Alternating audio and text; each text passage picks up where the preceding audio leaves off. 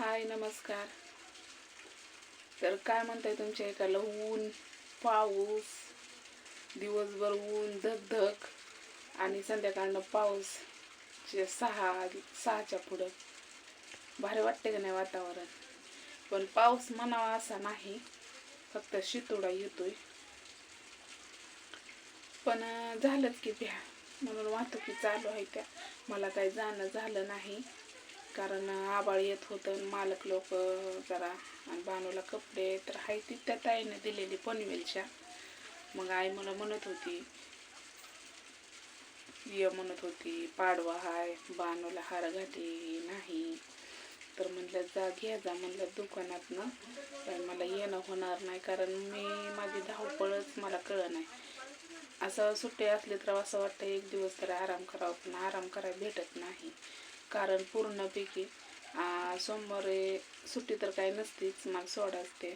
पण 10-15 मिनटं त्यातला वेळ काढून जाते बानूकडे. कारण बानूला मला पण बघितल्याशिवाय करमत नाही आणि बानूला पण मला बघितल्याशिवाय करमत नाही.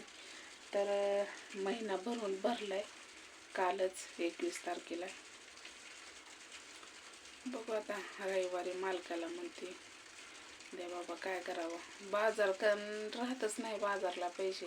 बानूला फळं पण नव्हती, गेल्या रविवारी आणली नव्हती, गेल्या सोमवारी नव्हती आणली. काय करावं का, जेवढे माझ्याकडे पैसे असतात तेवढ्यातनं गुजारा करते.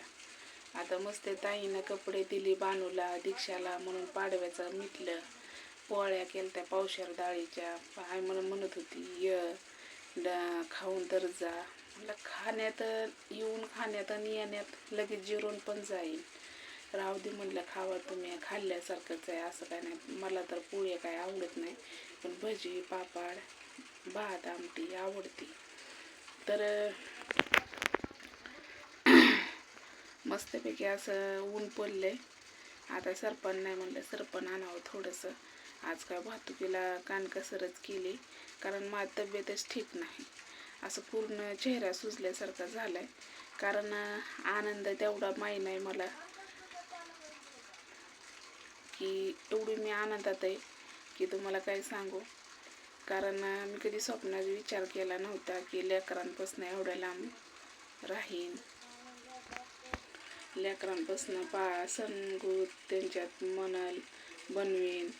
काय करावं, आलेले दिवस सारखं पाठ द्यायची.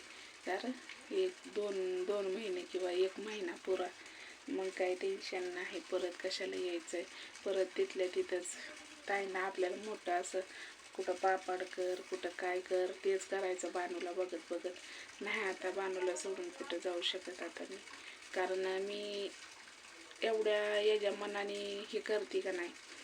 कारण काळजावर दगड ठेवून माझ्या जीवालाच माहिती आहे, पण माझ्या वेदना कोणाला सांगू. आईशिवाय दुसरं कोणाला माहिती होत नसते, बरोबर आहे का नाही.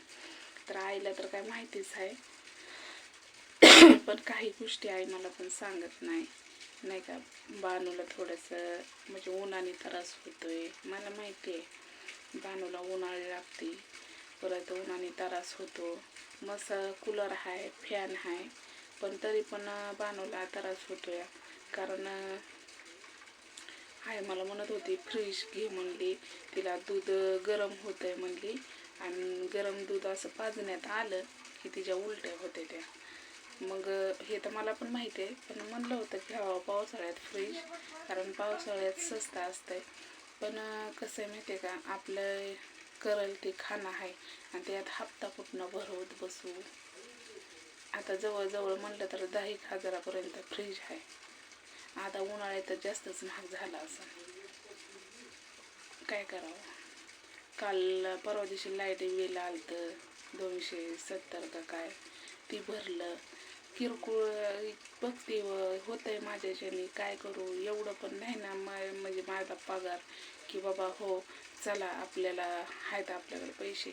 आता कसं असतं माहिती आहे का, आपण जे सांगतो तेच तुम्हाला कळतं आणि जर आम्ही नाही सांगितलं तर तुम्हाला काय कळतं, नाहीच कळणार ना. पण माझं कसं असतं माहिती आहे का, जे पण आहे ते खरं बोलते, पण भरपूर असं खोटं पाडण्यात प्रयत्न होतो. पण असं त्यांच्याकडे इग्नोर करायचं आणि आपलं पुढं करायचं. असे बोलणारे पण असावं लागते ती, बरोबर आहे. आता त्या राहिला विषय जाग्याचा, पण त्या जाग्याबद्दलचं जरा थोडंसं मी भटीवर असल्यामुळं जरा थोडंसं ही केलं, थांबवले. कारण इथनं गेलं की तेच करायचे. म्हणजे बोलायला गेलं तर निंदा करणारे लय आहे ते, पण त्यांना काय बोलावं, त्यांना काय म्हणावं. आता त्यांचे कामच ते आहे ते, त्यांना बोलल्याशिवाय त्यांना जेवणच जात नाही. तर काय करावं. असे भरपूर आमच्या गावातले ते आजूबाजूचे बरं का, आणि जास्त शेजारचेच जवळचेच असते ते. पाठीमागं कुठं इकडलं नाही, पण इकडलं कुठं गप बसायचं, कसं फुगायचं, कुठं काय करायचं. जावड्या ज्या जिन्याती त्यांच्यासोबत आपण तर चांगलं आहे ना, आपण चांगलं आहे असंच चालायचं, धरायची सगळी, बरोबर आहे की नाही. तर चला जाऊ द्या म्हणलं, तुम्हाला हे सांगावा की रविवारी सोमवारी गेल्यावर तुम्हाला मोठं असं गिफ्ट बघायला भेटणार आहे. म्हणजे ते अजून माझ्यापर्यंत आलं नाही, येईन ते, कारण त्या ताईंचे पण प्रयत्न भरपूर चालू आहे की माझ्यापर्यंत लवकर पोचावा. कारण खरंच एक बहीणच बहिणीसाठी करू शकते, बरोबर का नाही. आता मी तर त्यांना बहीणच मानले, माझी बारकी. तर माझ्या बहिणीने बानूसाठी खूप मोठा असा निर्णय घेतला. मला आनंद वाटला, आणि बानूची काळजी घेतात, मला खूप अभिमान वाटतो त्या ताईंचा. देवगुरु ताईंचा असं भरभराने जाऊ. तर चला मी बास करते, आता मला फळ लावायचं आहे, थोडं सरपण आणते, तेवढंच पोटाला लागतंय व. तर चला बाय.